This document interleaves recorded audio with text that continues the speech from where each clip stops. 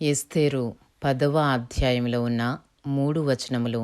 రాజైన అహష్వేరోషు రాజ్యమును సముద్ర ద్వీపములను పన్ను చెల్లింప నిర్ణయించెను.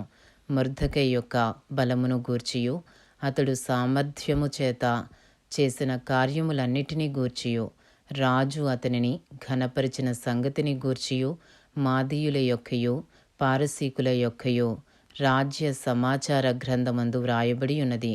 యూదుడైన మొర్దెకై రాజైన అహష్వేరోషునకు ప్రధాన మంత్రిగా ఉండి తన వారందరితో సమాధానముగా మాట్లాడుచు తన జనుల యొక్క క్షేమమును విచారించువాడును, యూదులలో గొప్పవాడునై తన దేశస్థులలో చాలామందికి ఇష్టడుగా ఉండెను.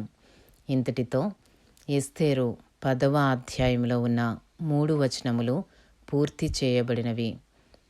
అలాగే ఎస్తేరు గ్రంథములో ఉన్న 10 అధ్యాయములు పూర్తి చేయబడినవి.